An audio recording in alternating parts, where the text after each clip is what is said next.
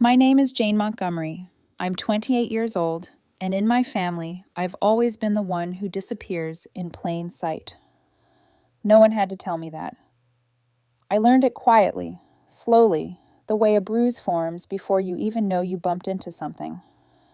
My dad once said that every family has three types of children: the golden one, the glue, and the ghost. I never asked which one I was. I already knew. My older sister, Melissa Montgomery, was the golden child from the moment she inhaled oxygen. If you asked my parents, they would swear she came out of the womb holding a resume: valedictorian, cheer captain, Ivy League scholarship. She walked into every room like a shampoo commercial was being filmed behind her, hair flipping, smile practiced, charm polished to a blinding shine. She's only 3 years older than me, but somehow still acts like she's 22, and the world is her audience. Growing up, I was fine. I wasn't troubled. I wasn't rebellious. I had friends. I played guitar. I got decent grades. I wasn't weird. I just wasn't her. And in our house, that was enough to classify me as background scenery.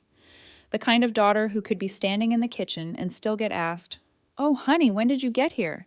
while pouring a glass of water right in front of them. It was in the little things first.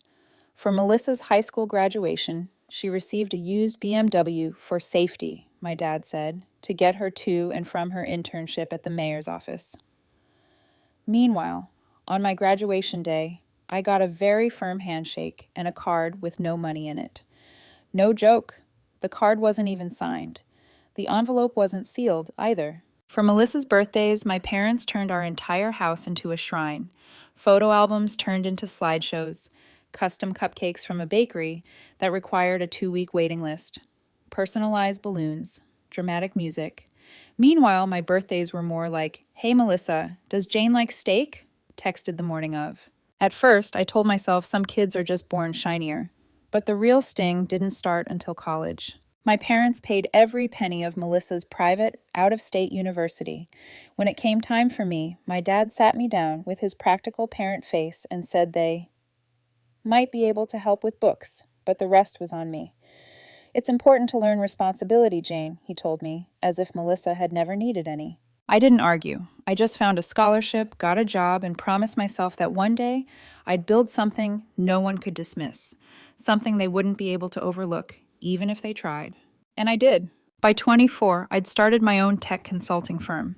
Just me, 2 borrowed laptops, and a handful of clients I picked up through word of mouth. It wasn't glamorous, but it grew. Quietly, steadily. While everyone else partied Thursday through Sunday, I worked. By 28, I had 6 full-time employees, a downtown office, and enough income to technically retire if I ever wanted to. But I didn't brag. I didn't even talk about it. Because anytime I tried to share my life, Melissa would swoop in with something more interesting, and the conversation would shift to her. My dad would ask, "Is your business stable long-term?" My mom would tilt her head like I was speaking a foreign language. Eventually, I just stopped updating them altogether. Ironically, the less I shared, the more content they seemed, as if my silence allowed them to assume I was doing okay, but not too okay. Certainly not more successful than Melissa. Which brings me to the engagement party. Last weekend, Melissa's fiancé, Jason Reed, and my parents hosted an over-the-top winery celebration. White tents, string lights, a jazz quartet that looked like they'd been hired straight out of a movie. It felt less like an engagement party and more like a pre-wedding wedding. I arrived 15 minutes late, not because I meant to, partly because of work calls, but mostly because I knew no one would notice either way. And I was right. I slipped in, said a quick hello to a few cousins, and waved at my dad, who gave me the classic "Hey kiddo" with a shoulder tap like I was passing through an airport terminal. I made my way to the bar, just as Melissa stepped into the center of a semicircle of guests. She was glowing, grinning, soaking in the praise like sunlight. "She just got promoted to executive marketing director," someone whispered behind me. "At 31, that's incredible," another gushed. I sipped my drink and watched bubbles pop against the glass. They toasted her twice, champagne after the welcome speech, and again during dinner when my uncle gave a heartfelt monologue about Melissa being the future of our family legacy. My mom dabbed tears. My dad called Jason son. My grandmother whispered, You must be so proud of your sister. No one asked about my work. No one brought up the fact that I'd flown home from a conference in Berlin the day before. No one even asked how I was doing. And that's when it clicked. It wasn't ignorance, it was intentional. They'd written my role long ago. The quiet one, the afterthought, the daughter whose job was to smile, listen, and fade into the background. I wasn't the main character of this family. I wasn't even supporting cast. I was the shadow in the corner of the frame. But I had something they didn't know about. Something I'd done 2 days earlier, after months of planning. Something I kept quiet, not out of secrecy, but out of self-protection. So when everyone raised their glasses to Melissa's brilliance, something inside me shifted, not out of anger, but out of a quiet hunger to reclaim what was always mine, the right to be seen. I reached into my jacket and felt the small velvet box. I stood up. Heads turned, forks paused. Melissa blinked like someone paused her movie mid-scene. I walked around the table and placed the box in front of my grandmother, Helen. She frowned softly. "Jane, sweetheart, what is this?" "The keys to your new home," I said, my voice steady. "I bought it yesterday, near the lake you've always loved." You could have heard a pin drop. Melissa's wine glass slipped from her hand and shattered. My dad's face drained of color. My mom blinked as if I'd spoken another language. My uncle murmured, "You bought what?" But the real reactions were the ones no one spoke out loud. The tight jaw, the shifting eyes, the silent calculation. This wasn't joy for them. It was threat. Not because I did something wrong, but because for the first time in my life, I wasn't invisible. And that moment was only the beginning. The morning after Melissa's engagement party, I woke up to 3 missed calls from my dad, a voicemail from my mom, and a text in the family group chat that carried the exact tone I'd expected, controlled, polite, and dripping with accusation. My mom wrote, "Your gesture last night was sweet, Jane, but we need to talk. Melissa is very upset. She feels you tried to upstage her. Please consider how your actions affect the family." For a moment, I just sat in bed staring at the screen, realizing that even something as kind as buying my grandmother a home could somehow be twisted into an act of hostility. Family harmony. That was her phrase, as though harmony meant keeping Melissa center stage and everyone else safely muted. Then I checked Instagram. Melissa had already posted a vague story with a black background and white text. Funny how some people need to make everything about themselves, even when it's my moment. Jason left a broken heart emoji. My mother added, "We love you, sweetheart." Not one acknowledgement of what I had done for Grandma. Not one thank you. Not even a superficial attempt to hide their priorities. In the family group chat, my mom added another message. "Since Grandma is moving to a nicer neighborhood, we should all contribute a little monthly toward maintenance. It's only fair."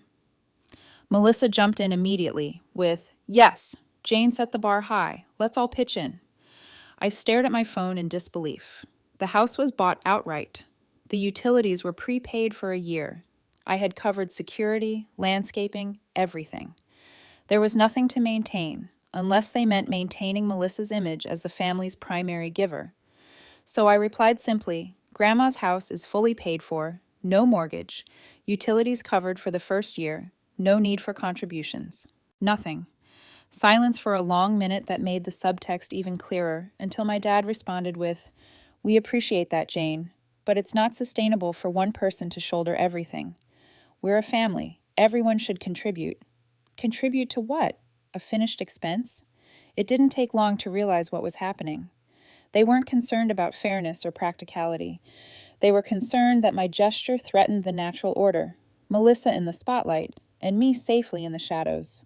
My generosity disrupted their hierarchy, and they were scrambling to restore it. A few days later, my dad texted me privately. "We're having a small family dinner Friday. Just us, Melissa, and Jason. We'd like you to come." There was no mention of Grandma. I debated not going, but curiosity won. I needed to know just how deep their resentment ran. The restaurant they chose was upscale, the kind of place where the lighting is low, the plates are oversized, and people speak like they're afraid someone might overhear their secrets. Melissa and Jason were already there when I arrived. She smiled without warmth and said, "Oh, Jane came," as though my presence was optional background noise. We went through typical small talk, Melissa's promotion, Jason's real estate successes, my dad's golf scores. No one asked a single thing about my business, even though the last year had been the most successful one I'd ever had. Halfway through the main course, my dad cleared his throat, signaling the start of one of his carefully planned speeches. "We've been talking," he began, "and we feel it's time we discuss responsibilities, expectations, and the future of this family." I felt my jaw tighten as Melissa set down her wineglass and leaned forward with rehearsed enthusiasm. "Our wedding is going to be big," she said. "As in Tuscany big." Jason chimed in about the villa rental costs and how everyone needed to be involved. Then Melissa said, "And we want you to be part of it, including financially. You're doing well, Jane, so it just makes sense." I stared at them, trying to process the audacity. Jason added, "It would mean a lot to us and your parents if you contributed. We already know you can." My dad nodded approvingly, and my mother jumped in with her soft, guilt-laced tone. "This is what families do, honey. We support each other." But it wasn't about support. It was about entitlement, about access, about leveraging my success as if it were a shared household asset. The tipping point was when my dad mentioned inheritance.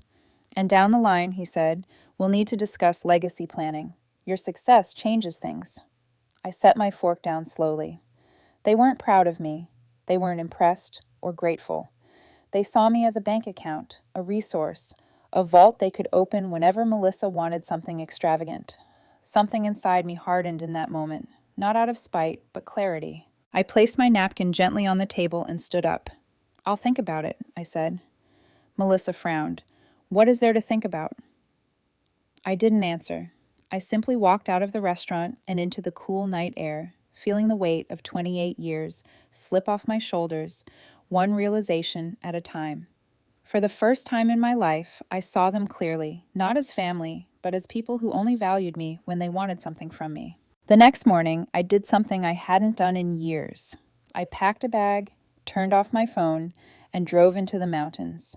I found a small Airbnb cabin with a fireplace and a porch overlooking a forest that felt ancient and untouched. Ethan, my boyfriend, offered to come with me, but I told him I needed space to think. He understood, which is why I love him. That first night, wrapped in a blanket by the fire, listening to nothing but the quiet hum of nature, something inside me steadied.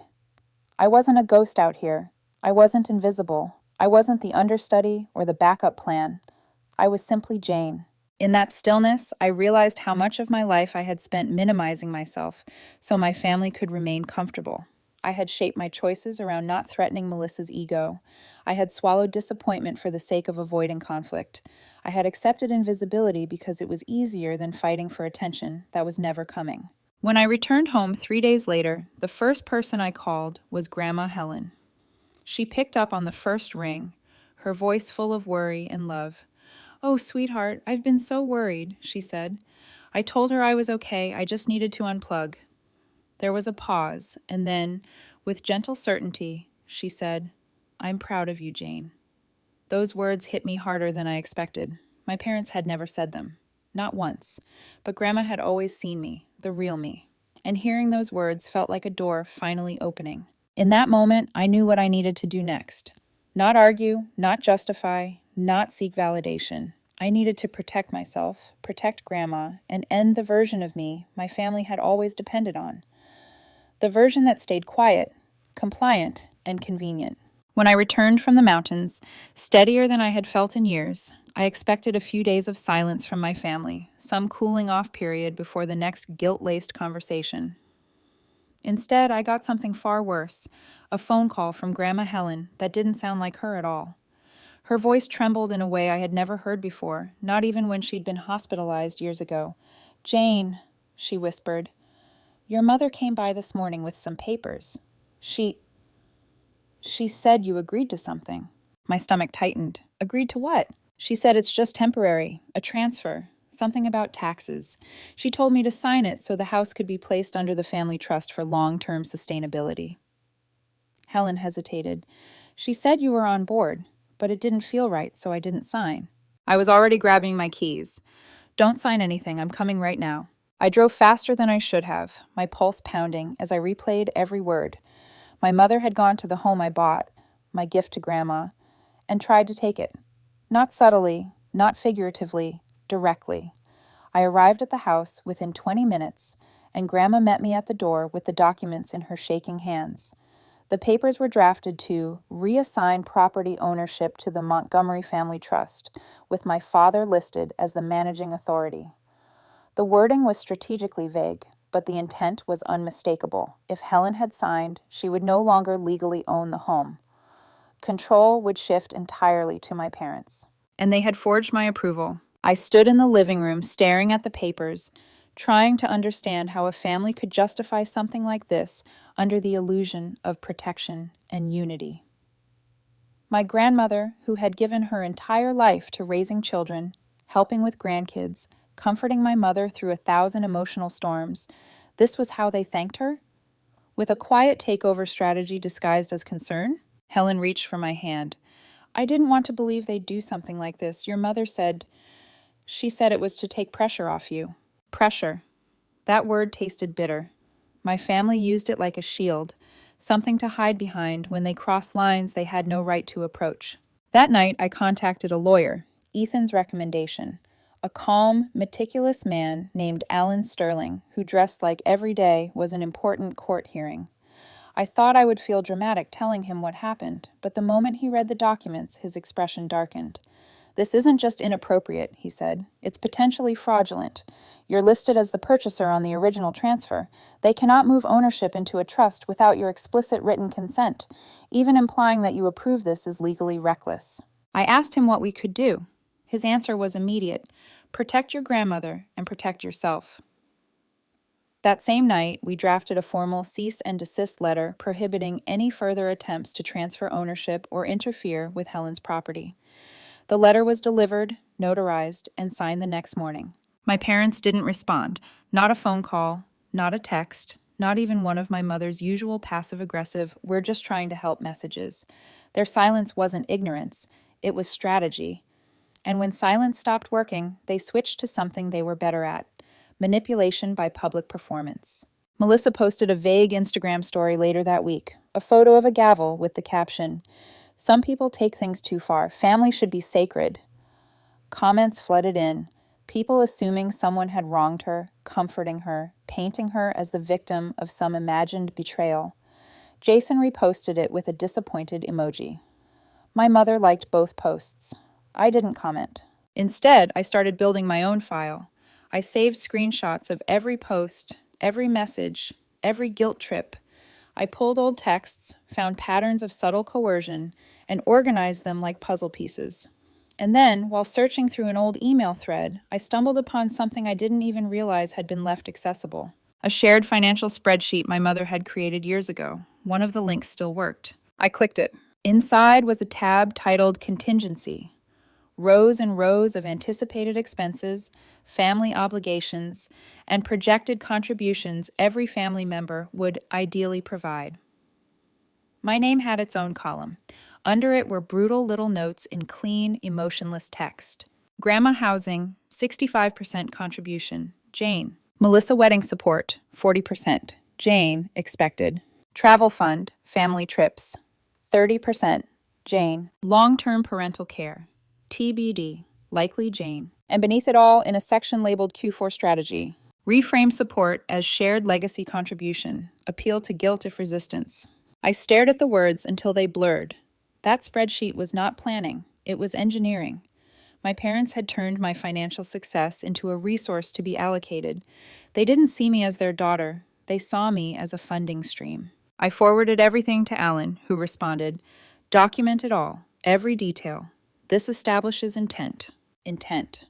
The word clung to me. My family didn't accidentally use me. They planned to. They organized it. They projected it years ahead. And when I gave Grandma a house out of love, they reacted not with gratitude but anger, because I messed up the system they built. The next morning, I called Grandma again. I braced myself, ready to reassure her, ready to protect her from more worry. Instead, she surprised me. Her voice was tired but firm. "Jane, my darling, I'm not afraid of them.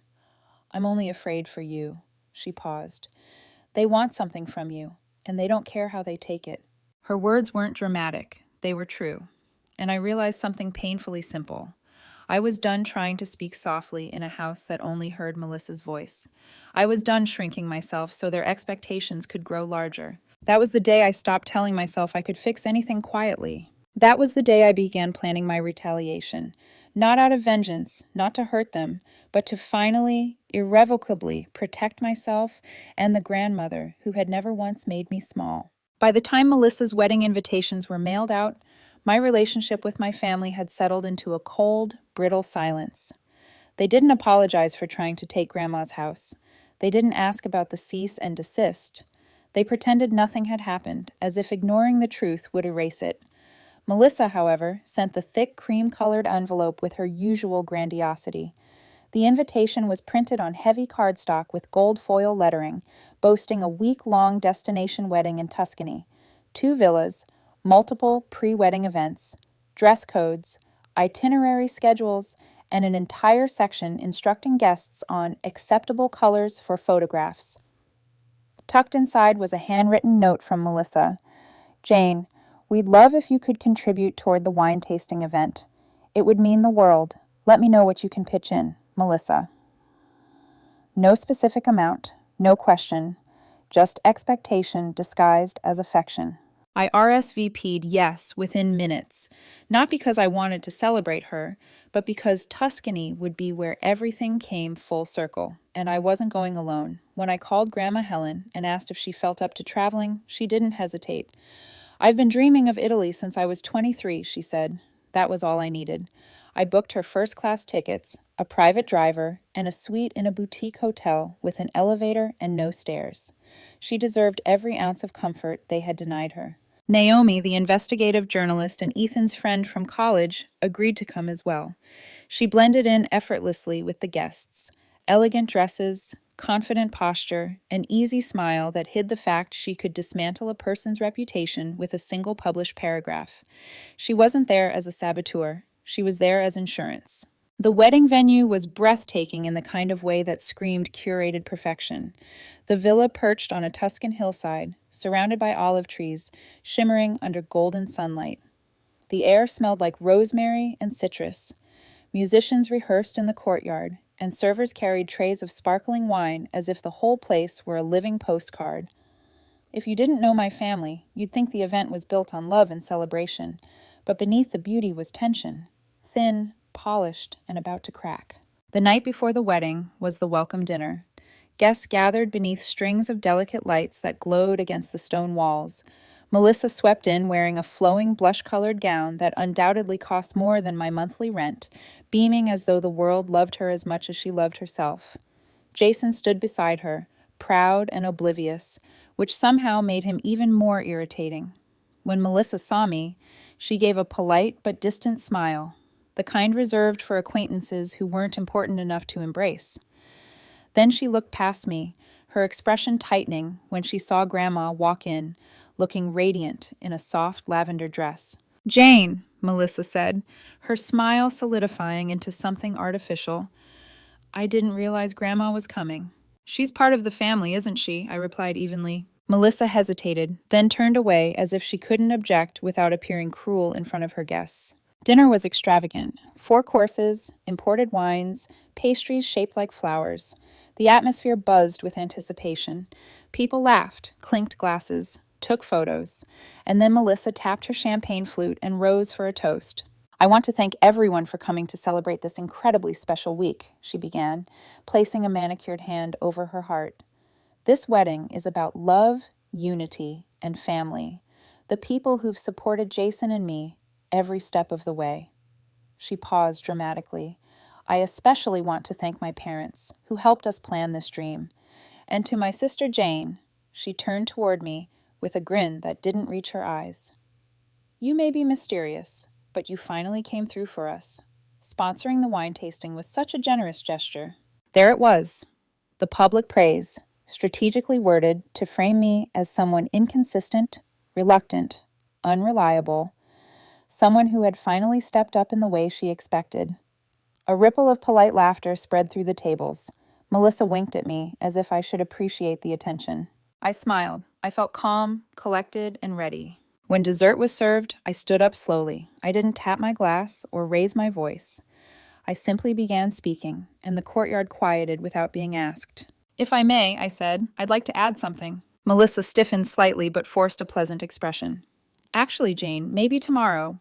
I won't take long." I rested a hand on the back of my chair and looked around at the guests. Dozens of people who had no idea what had been unfolding behind the polished curtain of Melissa's wedding. "This week is indeed about family," I said. "About unity. About the truth of who we are and how we support one another, not just in pretty settings like this, but behind the scenes where no one is watching."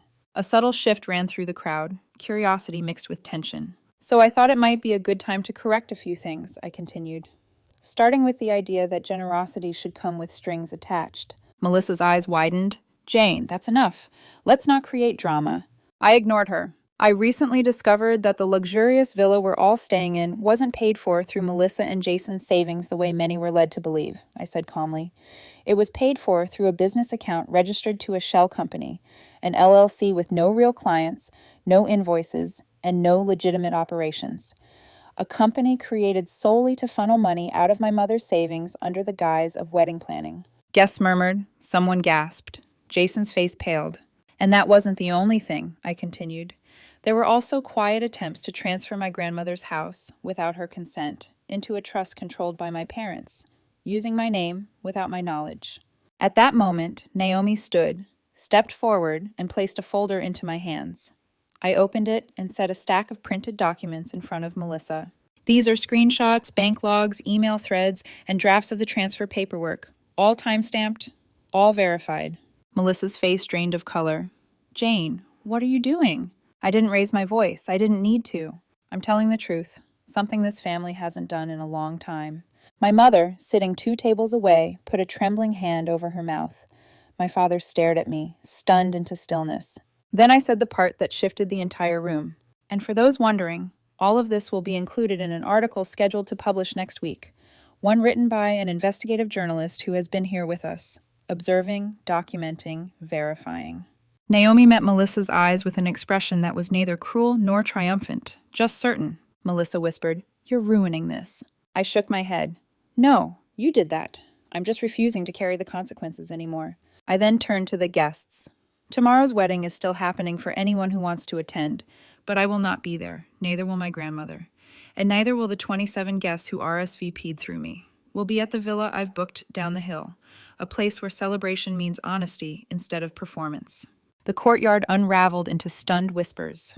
Some guests stood with me as I walked over to Grandma and offered her my hand. She took it without hesitation. We left under the warm Tuscan night, leaving Melissa frozen in the middle of her own carefully constructed fairy tale, surrounded by the first cracks of everything she'd tried to control. The morning after the welcome dinner was strangely quiet. Tuscany's soft sunlight spilled across the hills, but inside the second villa, the one I booked for myself, Grandma, and the guests who chose to join us, the mood was an odd mixture of calm and anticipation. People spoke in low voices over breakfast, not out of discomfort, but because everyone sensed something historic was unfolding. While Melissa's wedding party was scrambling on the other side of the hill, pretending nothing had happened, an entire group of guests sat with us, sipping espresso and waiting to see what would come next. Naomi, already awake and organized, was seated at the dining table with her laptop open, editing the final draft of her investigative piece. She had worked for hours the night before after we returned from Melissa's imploding welcome dinner. She didn't embellish, didn't dramatize. She simply laid out the facts with the precision of someone who knew how to make truth louder than any exaggeration. The title she chose was devastating in its simplicity. White dresses and red flags. Inside a wedding built on lies. She looked up from her screen. "It goes live in 2 hours," she said. "The moment it does, it's out of your hands. Be ready." I wasn't afraid.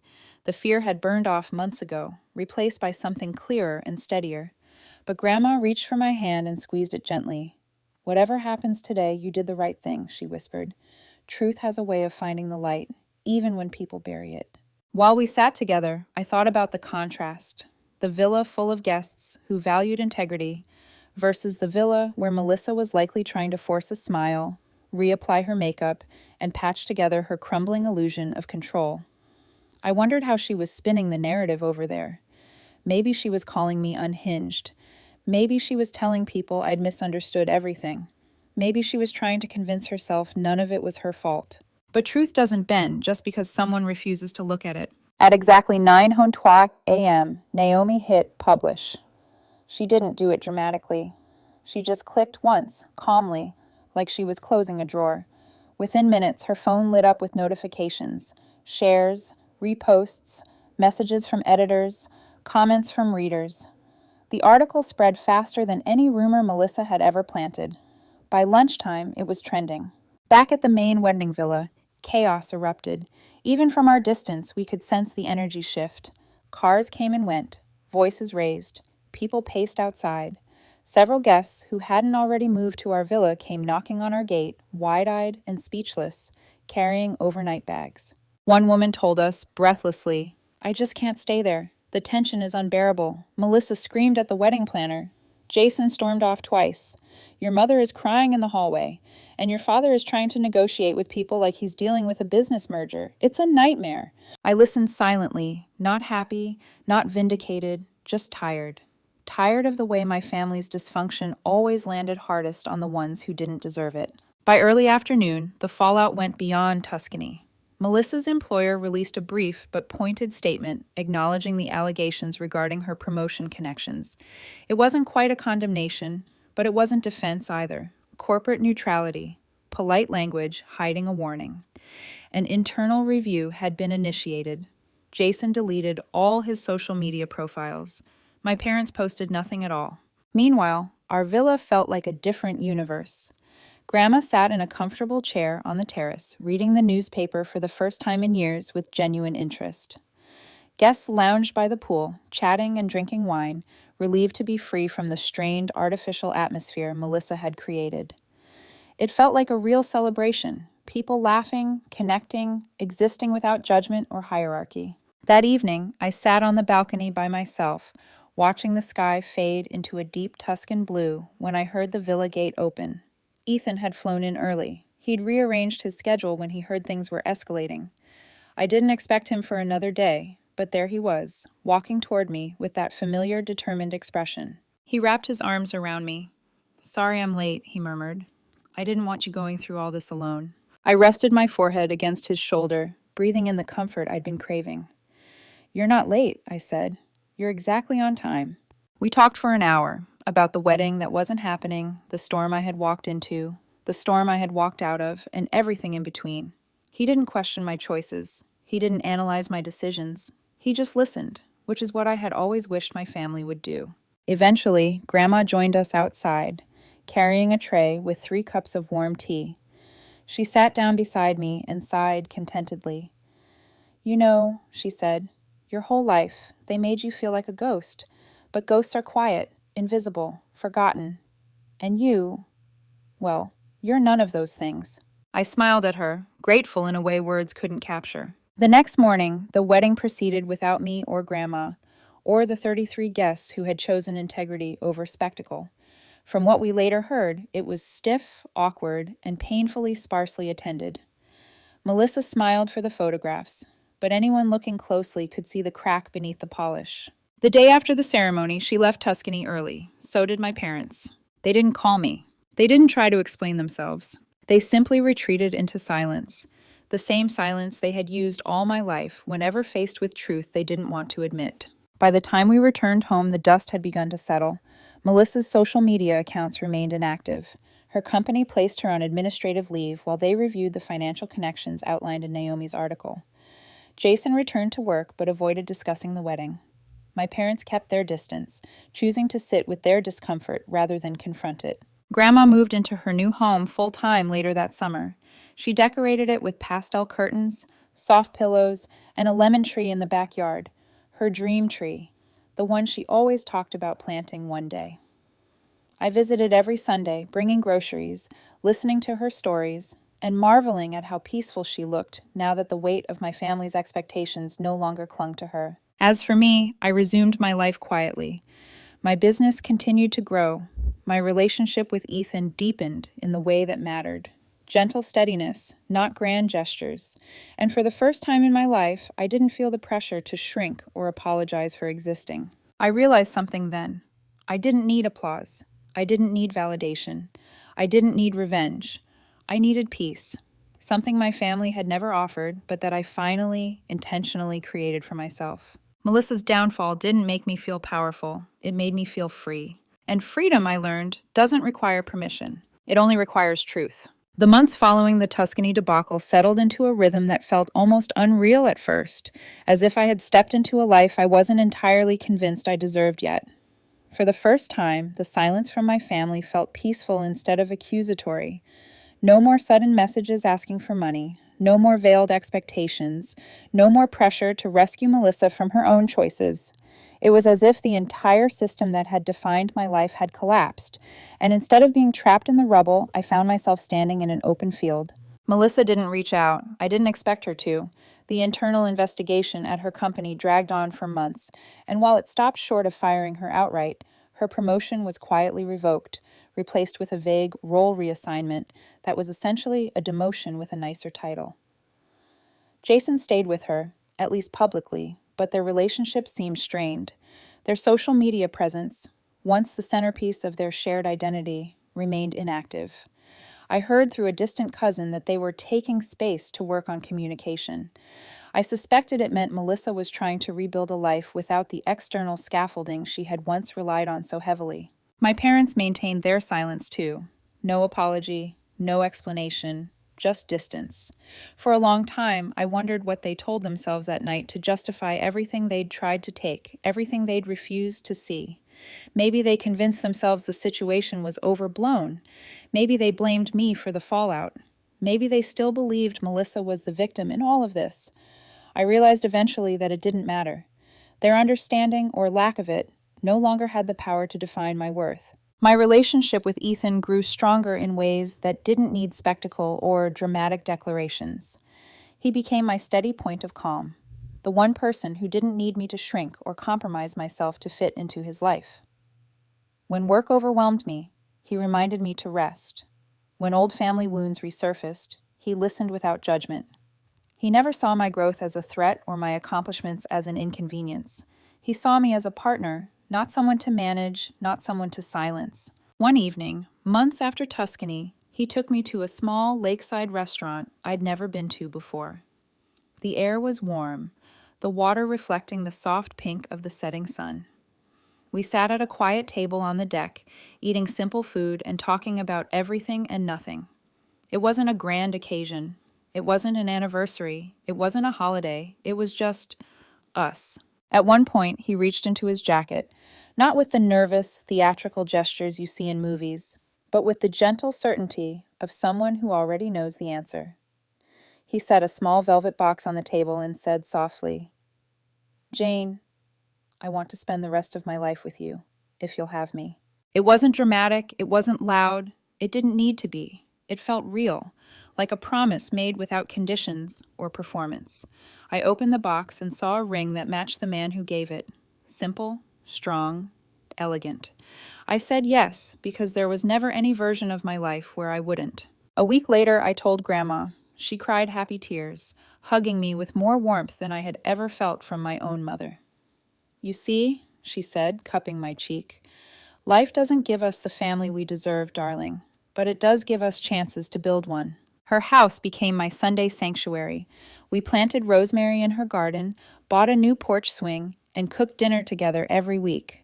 Her laughter became the soundtrack to a version of my life where I no longer lived in anyone's shadow. As time passed, people occasionally asked about my family, whether I planned to reconcile, whether I'd give them another chance, whether blood should outweigh everything else. My answer stayed the same. I don't hate them. I just don't belong to them anymore. There was no bitterness in it, no anger, just acceptance. I built something they never expected, a life rooted in truth, not performance, a life where love wasn't transactional, a life where peace didn't require permission. The day I finalized the paperwork transferring the house fully into Grandma's name, without loopholes, without shared trusts, without anyone else's hands involved, I felt something settle inside me, something that had been restless since childhood. For the first time, I wasn't trying to prove anything. I wasn't trying to earn anything. I was just choosing what was right. And that, I realized, was the true end of the story. Not the article, not the ruined wedding, not the fallout. The real ending was quiet, the kind you feel rather than see. It was the moment I understood that I hadn't escaped my family's shadow. I had outgrown it.